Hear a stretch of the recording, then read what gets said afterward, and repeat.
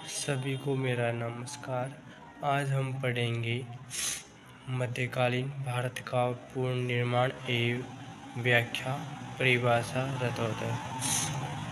और एक आप वीडियो को लाइक करा करो और एक कमेंट करा करो और शेयर करा करो। ज़्यादा से ज़्यादा इसको 10 बंदे को शेयर कर दो बस। तो अलुबेर्नी की जो पुस्तक अलुबेर्नी ने जो पुस्तक की रचना की है उसका नाम है तारीख उल हिंद अथवा तहकीकाते हिंद। और अलुबेर्नी का वास्तविक नाम क्या है? अबू रेहान।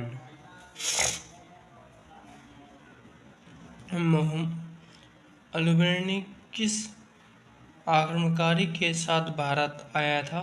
वो आया था मोहम्मद गजनवी के साथ आया था। ठीक है, तो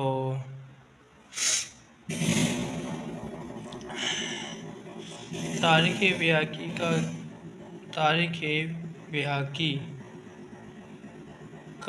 नाम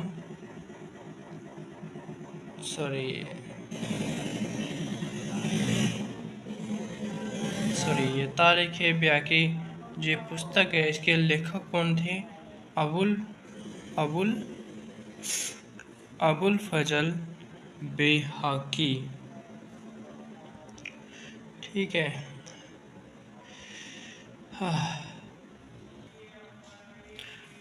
थोड़ा सा माफ़ी चाहता हूँ वीडियो काटने के लिए, थोड़ी तबीयत खराब, काट के बनानी पड़ेगी ये वीडियो।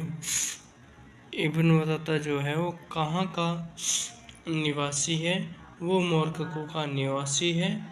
इब्न बतूता दिल्ली कब आया? तो 1334 ई में दिल्ली आया।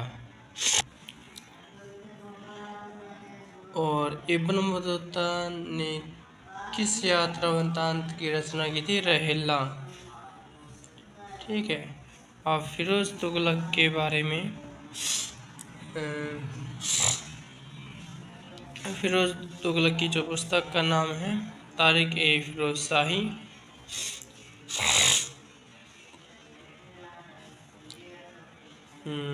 बाबर ने किस पुस्तक की रचना की थी? तजुक ए बाबरी।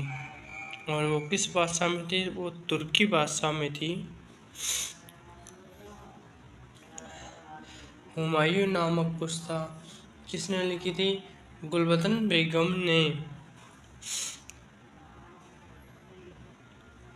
अकबरनामा की रचना किसने की थी? अबुल फजल ने। और तारीख ए अकबर शाही की रचना किसने की थी? हाजी मोहम्मद आरिफ कंधारी ने। तो ये टॉपिक होता है हमारा कंप्लीट। तो अब हम अगले टॉपिक पर चलते हैं। आज हमारा टॉपिक ये है दिल्ली सल्तनत आरंभिक तुर्कों के अधीन स्थापना एवं संगठन ऐबक इल्तुतमिश एवं बलबन। तो हम पढ़ेंगे भारत में गुलाम वंश की स्थापना कब तथा किसने की थी? 1206 ई में कुतुबुद्दीन ऐबक ने की थी। ठीक है, और जो ये भारत में दिल्ली सल्तनत की स्थापना किसने की थी? कुतुबुद्दीन ऐबक ने।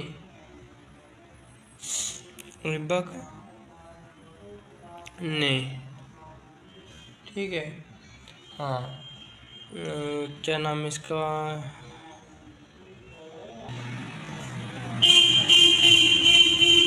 सॉरी, माफ़ी चाहता हूँ। ये कुतुबुद्दीन ऐबक कहाँ का निवासी था? वो तुर्की स्थान। ठीक है, अगला हमारा है कुतुबुद्दीन ऐबक ने किसकी पुत्री से विवाह किया था? यल्दोज की पुत्री से।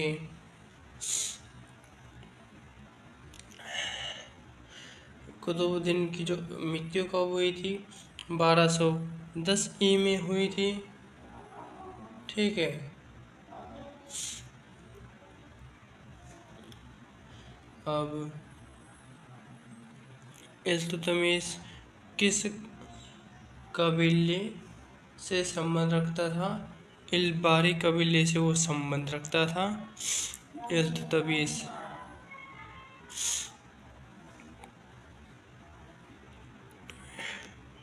इल्बारी कबीले से वो संबंध रखता था। अच्छा, इल्तुतमिश के पिता का क्या नाम था? इलम खा। इलम खा था वह। इल्तुतमिश के जो पिता का नाम था इलम खा। इल्तुतमिश को उसके भाइयों ने किसके हाथ बेचा था? तो उसका नाम था जमालुद्दीन के। और इल्तुतमिश ने कब से कब तक शासन किया था? 1211 ई से 1236 ई तक। ठीक है।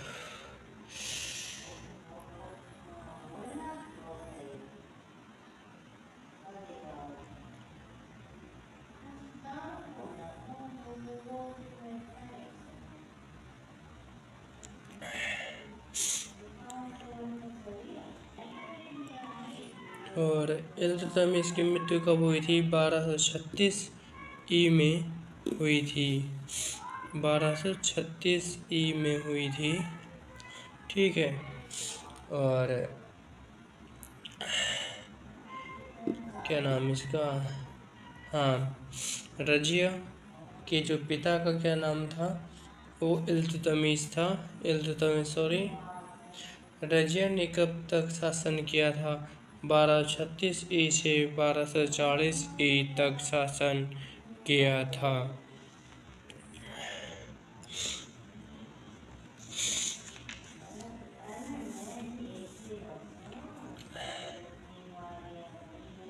तो रजिया का वध कब और कहाँ किया गया था? रजिया का जो वध था वो कहाँ और कब किया गया था?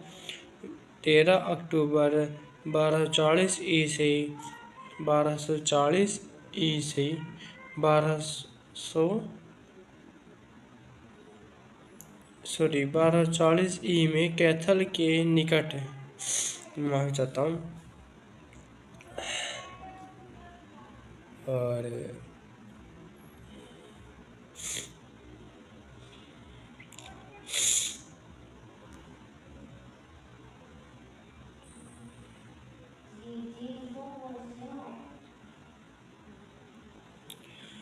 बलबन के जो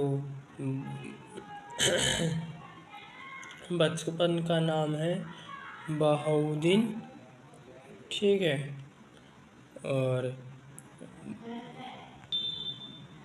बलबन गद्दी पर कब बैठा?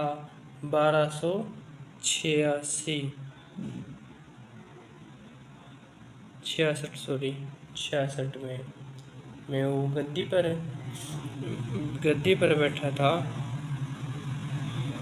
और जो खोखरों का जो दमन किस शासक ने किया था? वो बलबन ने किया था। बलबन ने किया था। और अच्छा, बलबन कब से कब तक प्रधानमंत्री रहा? तो 1246 ई से 1266 ई तक। मंगोलों के आक्रमण में बलबन का कौन सा पुत्र मारा गया था? मोहम्मद। और जो बलबन की जो मृत्यु हुई थी 1286 ई में हुई थी। ठीक है। और जो क्या नाम है इसका? नासिरुद्दीन मोहम्मद दिल्ली का सुल्तान कब बना? 1246 ई में दिल्ली का सुल्तान बना। तो अब हम अपने अगले टॉपिक की तरफ चलते हैं। एक आप जैसे कि वीडियो को लाइक और कमेंट किया करें, ठीक है। तो आगे चलते हैं।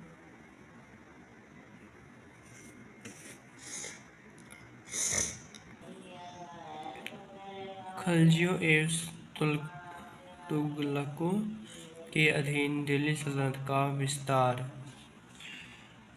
खलजी वंश का जो संस्थापक था जलालुद्दीन फिरोज खलजी था। और जलालुद्दीन खलजी कब सुल्तान बना? 1219 में सुल्तान बना वो। और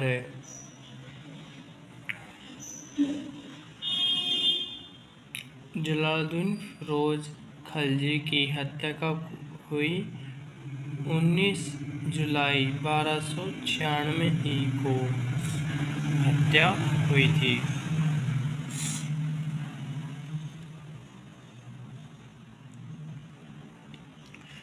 जियाउद्दीन बर्नी ने किस पुस्तक की रचना की थी?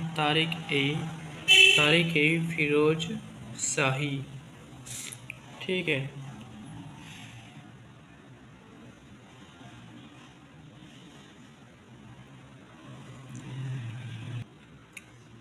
और अब हम इस पे चलते हैं। अलाउद्दीन खलजी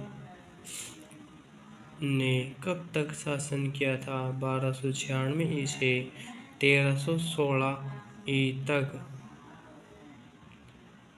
ठीक है।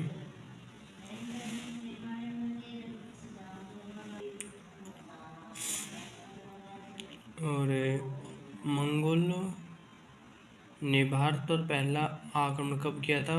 वो किया था उन्होंने 1221 में इल्तुतमिश के समय किया गया था, ठीक है। तो आगे हम चलते हैं। हमारा जो टॉपिक है पहले इसके बारे में बता देता हूँ। अलाउद्दीन खलजी ने कब तक शासन किया था? 1296 से 1316 तक। और अलाउद्दीन खलजी ने गुजरात पर विजय कब प्राप्त की थी? 1299 में विजय प्राप्त की थी। और अलाउद्दीन खलजी के समय गुजरात का शासक कौन था? राय कर्ण। और क्या नाम है इसका? हाँ, अलाउद्दीन खलजी ने मेवाड़ पर आक्रमण कब किया? 1303 में, ठीक है।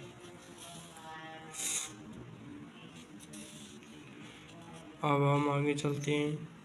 तुगलक वंश का संस्थापक जियाउद्दीन तुगलक। और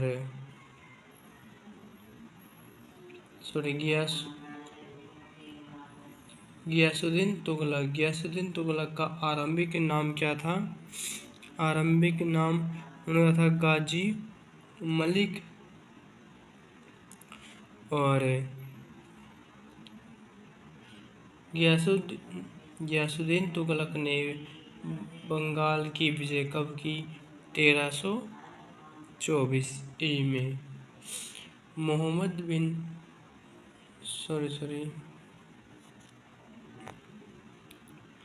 और गियासुद्दीन जो तुगलक ने जो कब गद्दी पर बैठा था? 8 सितंबर 1320 को, ठीक है।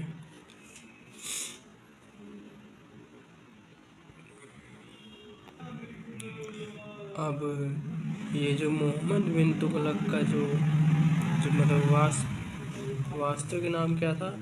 जुन्ना खां। और मोहम्मद बिन तुगलक को उसके पिता ने कौन सी उपाधि प्रदान की थी? उलग खां की, ठीक है।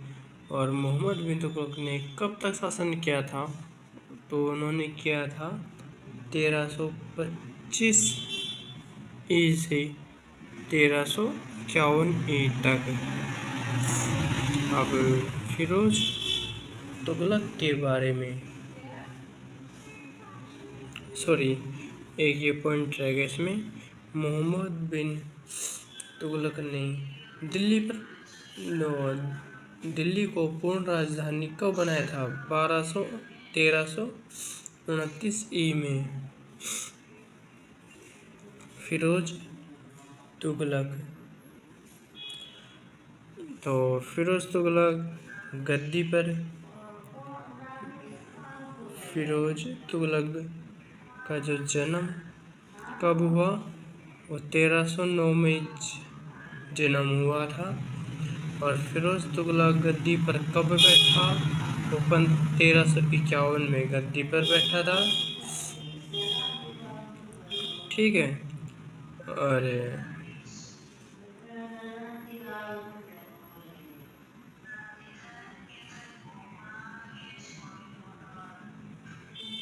वहाँ फिरोज तुगलक ने जनता के कल्याण के लिए किस विभाग की स्थापना की थी? दीवान ए खैरात। और जो इसकी जो मृत्यु हुई थी वो 1388 ई में मृत्यु हो गई थी इसकी मृत्यु। अब हम अगले पॉइंट की तरफ चलते हैं। एक आप वीडियो को जैसे कि लाइक और कमेंट किया करें। आप ना ही वीडियो को लाइक करते हो और ना ही कमेंट करते हो। ठीक है, तो आप वीडियो को लाइक और कमेंट किया करें। तो हम आगे चलते हैं।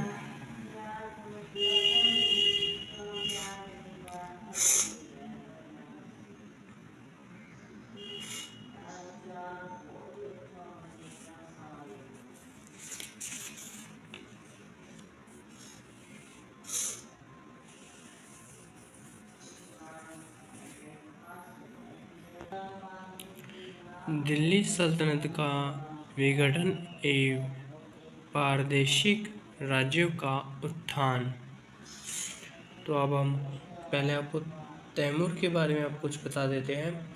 तैमूर ने भारत पर कब आक्रमण किया था? 1398 ई में। ठीक है। तैमूर कौन था? मध्य एशिया का शासक।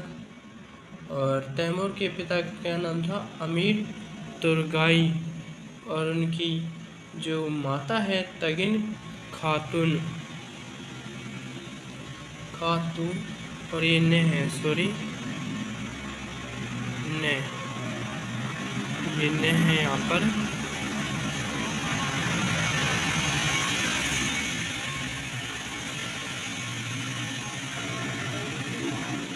और तैमूर ने दिल्ली पर आक्रमण कब किया था?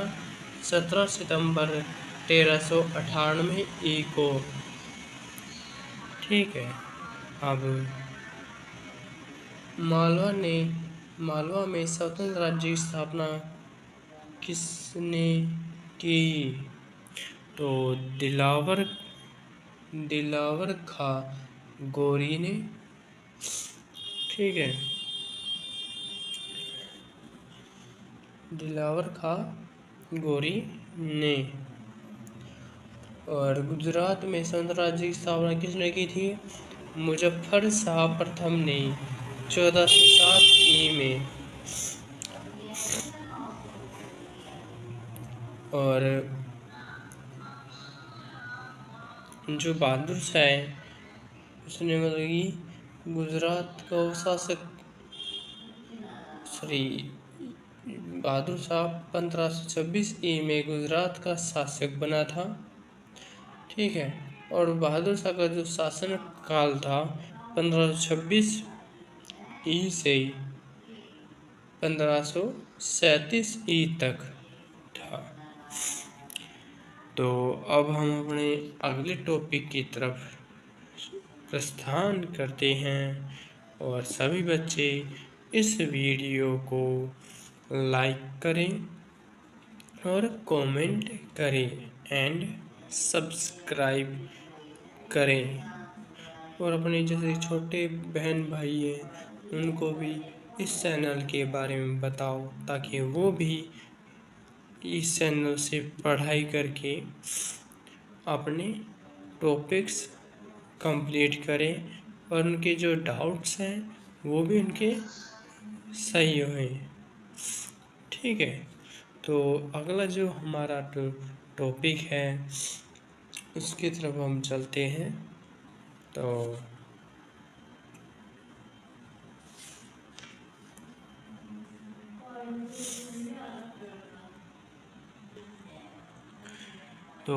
हम अब अपने आ गए हैं जो अपना जो नया टॉपिक है, ये 5वां टॉपिक है।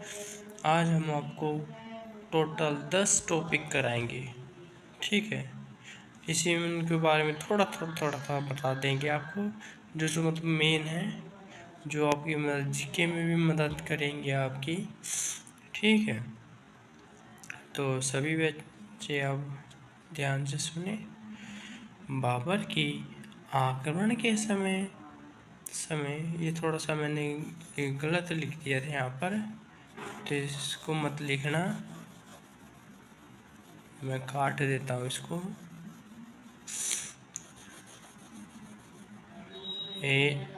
यहाँ से यहाँ तक,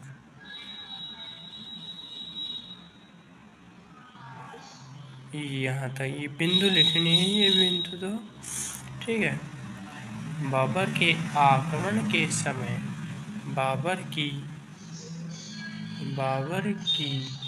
प्रमुख सफलताएं। तो बाबर के बारे में हम बात करते हैं। बाबर के बारे में सारी जानकारी है, ठीक है, आपको सारी जानकारी। बाबर के आक्रमण के समय दिल्ली का शासक कौन था? वो था इब्राहिम लोदी। ठीक है, तो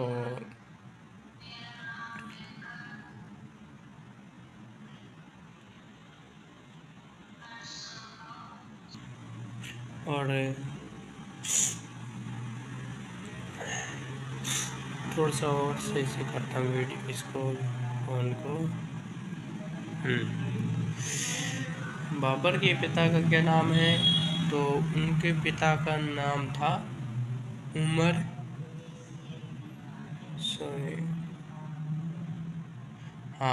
शेख मिर्जा। उमर शेख मिर्जा ये रहे। ठीक है, बाबर का जो पूरा नाम था जहीरुद्दीन मोहम्मद बाबर, ये इसका जो पूरा नाम था बाबर का। और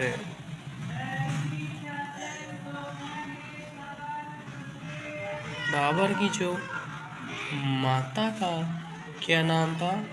कुतलुग निगार खानम। खानम से मतलब खा मत लेना इसको कभी, तो ये ऐसे नाम इसका खानम, कुतलुग निगार खानम। और जो बाबर की जो दादी का क्या नाम था? एहसान दौलत बेगम। ठीक है,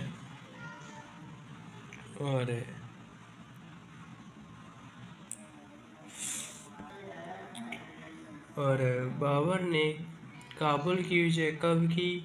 1504 में। बाबर किस वंश से संबंध रखता था? वो तैमूर वंश से संबंध रखता था। बाबर की माता किस वंश से संबंध रखती थी? वो रखती थी चंगेज खां के वंश से।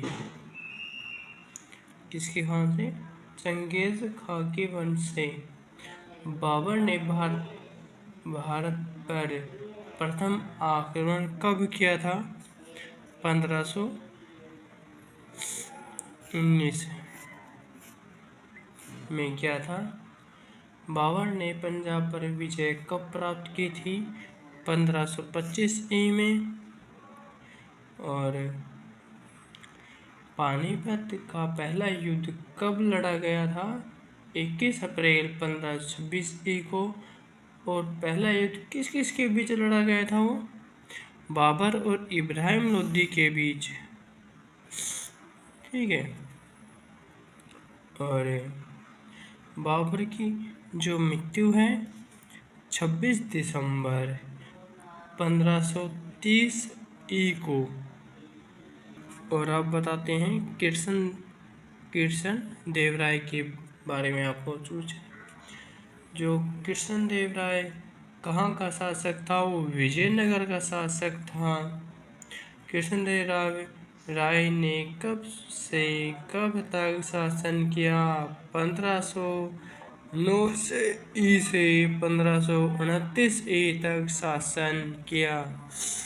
तो ये भी टॉपिक होता है हमारा कंप्लीट।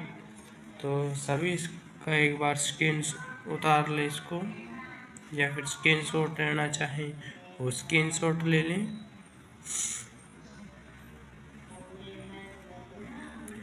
ये लो।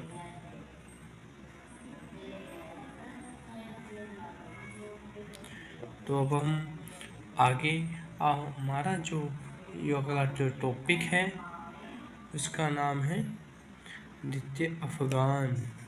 चलो उसकी तरफ हम प्रस्थान करते हैं। चलो बच्चों, द्वितीय अफगान साम्राज्य शेरशाह और उसकी प्रमुख सफलताएं। तो शेरशाह के बारे में हम तर्क वितर्क करते हैं। चलो बच्चों, शेरशाह की जो बचपन का नाम था वो फरीद खां। शेरशाह के पिता का नाम हसन खां। और ये जो फरीद खां बोल रहे हसन खां शेरशाह बोल दो का जो जन्म कब और कहाँ हुआ था? 1472 में बजवाड़ा नामक गांव में। फरीद खां के दादा का क्या नाम था? इब्राहिम सुर्री। शेरशाह का बाल्यकाल कहाँ बीता था? सहसराम। शेरशाह ने बिहार पर अधिकार कब किया था? 1530 में अधिकार किया था। और शेरशाह ने मारवाड़ की विजय कब की? तो 1544 में। शेरशाह ने कालिंजर की विजय कब की? 1545 में।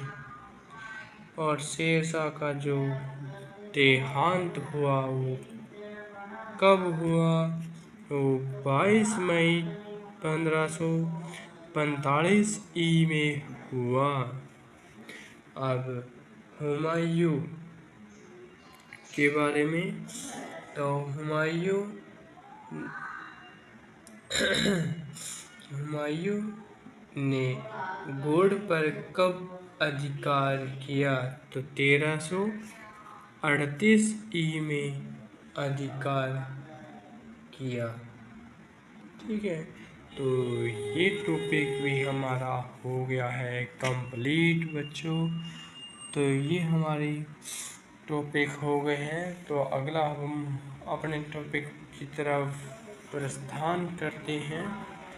तो आप एक वीडियो को लाइक और कमेंट भी क्या करें ताकि हमारी वीडियो और बच्चों तक भी पहुँचे। और इसको शेयर करूँ, सिर्फ आपको 10 बच्चों को शेयर करनी है बस। और आपका प्यार चीज बेस्ट। तो अगला हमारा जो टॉपिक है उसकी तरफ चलते हैं। अब हम अपना नए टॉपिक की तरफ आ चुके हैं। तो अब चलो पढ़ते हैं अपना नया टॉपिक। मुगल साम्राज्य का शुद्धिकरण ए विस्तार, अकबर, जहांगीर, शाहजहां और औरंगजेब। ठीक है, तो अकबर के बारे में आपको थोड़ा मैं जानकारी दे देता हूँ। तो सभी बच्चे ध्यान से देखते रहें। पहले तो स्क्रीनशॉट ले लें और अब पढ़ा देता हूँ। अकबर का पूरा क्या नाम था? तो जलालुद्दीन मोहम्मद अकबर। ठीक है। अकबर के माता पिता का क्या नाम था? तो हमीदा बानो बेगम और हुमायूं। और अकबर का जन्म कब और कहाँ हुआ था? तो 15 अक्टूबर 1542 में अमरकोटा। ठीक है। अकबर को लाहौर का सूबेदार कब नियुक्त किया गया? लाहौर का जो सूबेदार जो अकबर था वो कब बना? वो नवंबर 1555 में। ठीक है। अगला हमारा जो टॉपिक है, तो सॉरी वीडियो को कट करने के लिए माफ़ी चाहता हूँ मैं। तो अब पढ़ो। पानीपत का जो दूसरा युद्ध किस किस के बीच हुआ? हेमू और अकबर के बीच हुआ। हेमू और अकबर के बीच। ठीक है। और जो पानीपत का जो दूसरा युद्ध कब लड़ा गया था? 5 नवंबर 1556 को। और पानीपत के दूसरे युद्ध में किसकी विजय हुई थी? अकबर की विजय हुई थी। और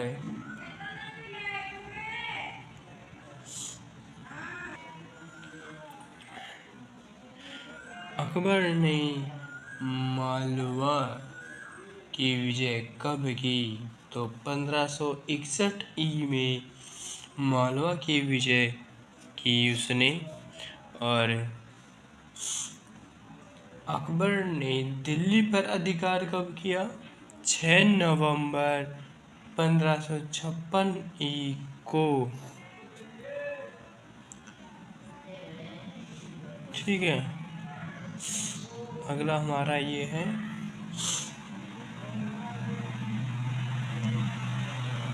अकबर ने काबुल की विजय कब की थी?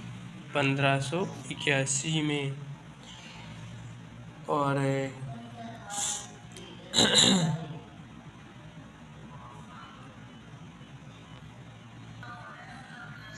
गद्दी पर बैठते समय अकबर की आयु कितनी थी?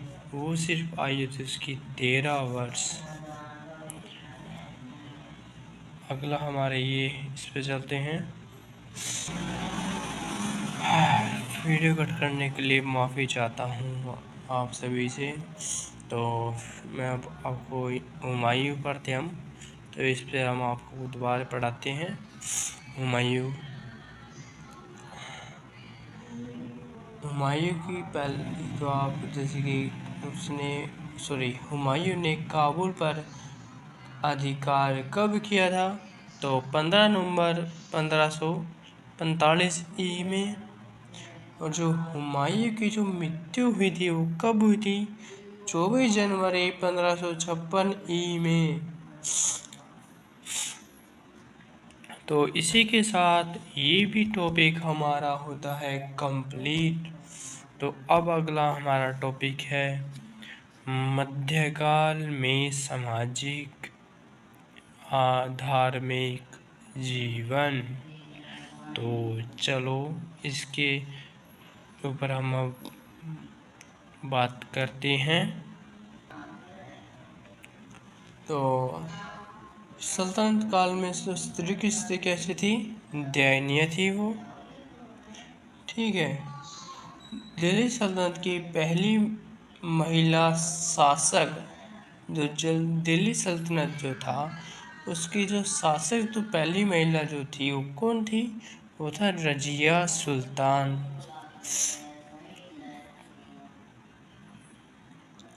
रजिया सुल्तान। अकबर ने हिंदुओं से लिया जाने वाला तीर्थ यात्रा कर कब समाप्त किया था? 1563 में समाप्त किया था। और अकबर ने जजिया कर कब हटवाया था? 1564 में हटवाया था। और जो औरंगजेब ने तीर्थ यात्रा कर तथा जजिया हिंदुओं पर पूर्ण कब लगवाया था? तो 1679 में लगवाया था वो। ठीक है।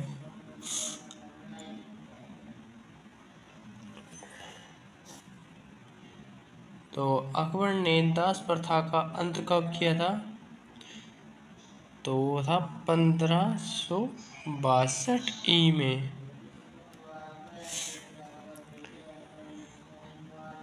मुगलों में किस शासक ने स्त्री तथा पुरुषों के विवाह के लिए आयु निश्चित की थी? वो था अकबर।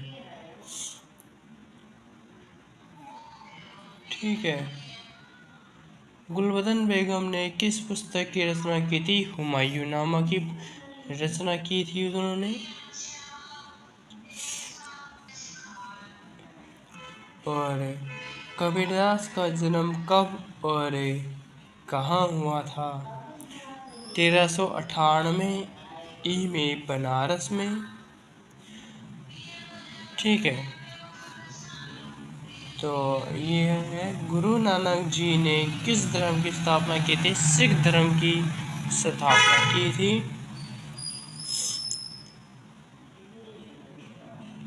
और गुरु नानक जी का जन्म कब और कहाँ हुआ था?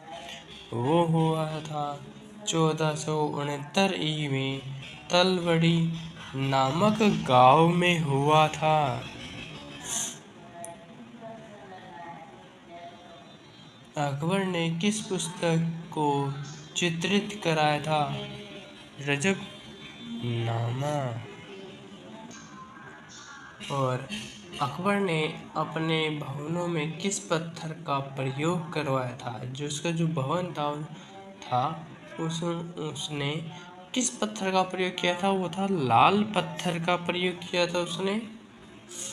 ओके। ताजमहल का निर्माण किसने करवाया था? वो करवाया था शाहजहां ने। तो ये टॉपिक भी हमारा होता है कंप्लीट। अब हम चलेंगे हमारा नेक्स्ट जो टॉपिक है उस पर। अब हम पढ़ते हैं अपना नेक्स्ट टॉपिक, प्रशासनिक संस्थाओं का विकास, एकता, मनसब, जागीरदार एवं जमींदारी व्यवस्था। तो अब हम चलते हैं टॉपिक ऊपर। मुगल साम्राज्य का मुखिया कौन होता था? वो क्या कहलाता?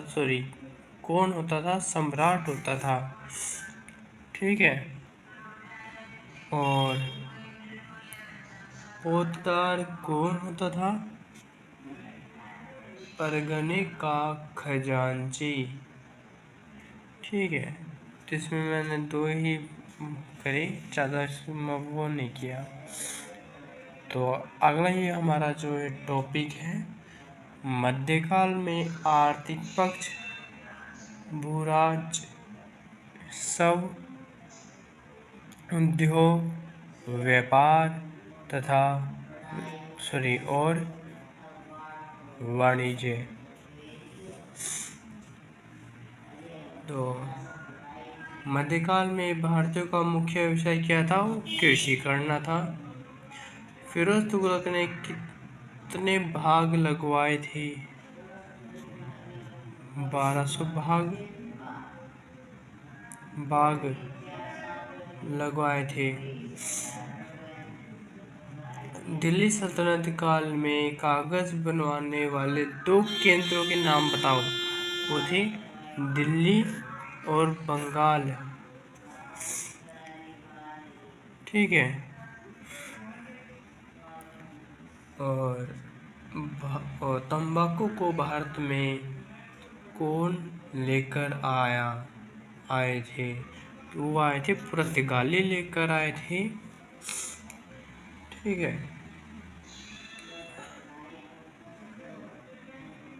तो मुगल काल में कमीन किसे कहा जाता है?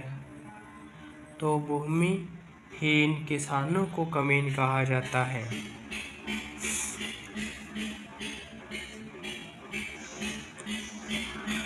मुगल काल में चीनी निर्माण के 2 प्रमुख केंद्र बताओ।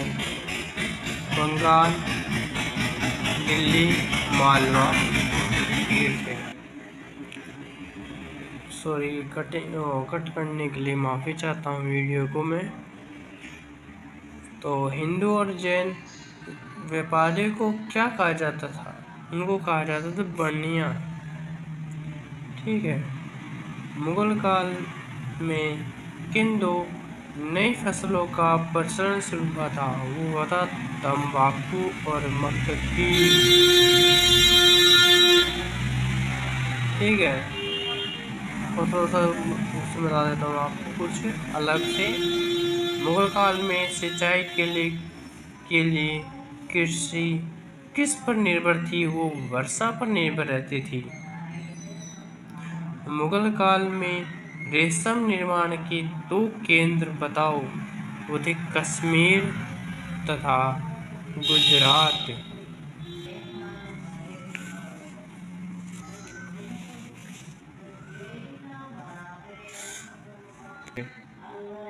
सॉरी, माफ़ी चाहता हूँ।